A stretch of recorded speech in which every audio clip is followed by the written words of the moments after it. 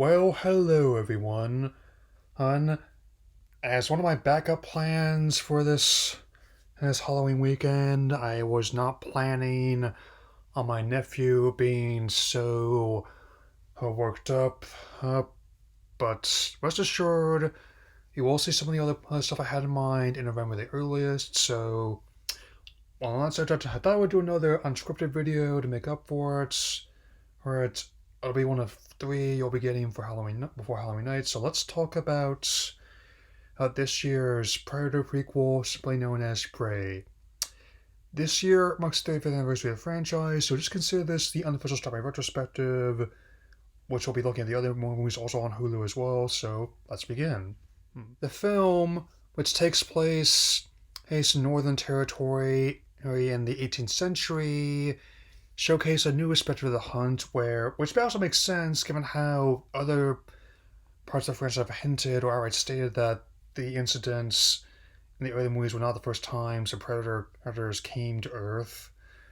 In this case, they come with a proving ceremony for a young Comanche hunter named Nara, played by newcomer Amber Midthunder, and ends up establishing a new order of who's on the food chain and more than one.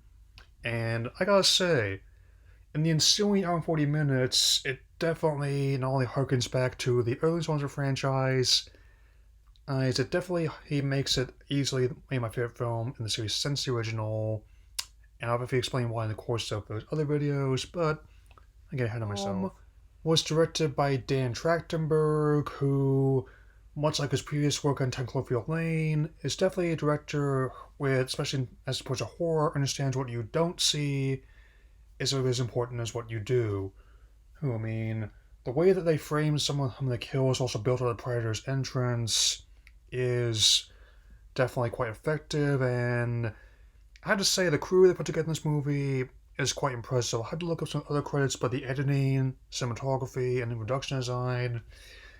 If I was asked what I would think about if I was asked to make a Predator movie set in the 1700s, this is close to what I would have in mind if I would just calling the real shots. Yeah. And I must say, it tonally resembles the first one in the sense of being tightly plotted, steadily paced, and also highly intense. I mean, whether or not it's like a snake, a bear, or some hapless fur trappers, the predator is not messing around here. And I think that also what makes it effective, given how both the predator and Nara are two sides of the same coin, and much like how the predator and Dutch were in the first one. I mean, since I think it's most effective when it's in a remote location and and and its deliberate building of tension, and which some installments understood this sign better than others, and I'm very much open to seeing Amber more work over time. She's already been tapped by for future Star Wars and MCU projects, so this will not be the last we'll see of her. I'll look forward to seeing more, and I had to wonder with the Fox merger, if this technically makes her a Disney princess, it would not surprise me.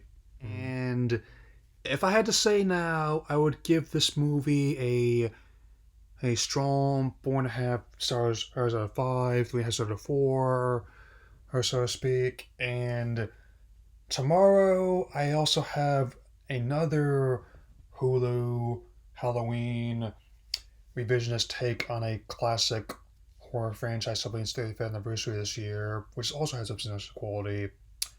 You all know the one, and that's also why I'm choosing tomorrow to look at it. So that'll be all for now. Take care, everyone.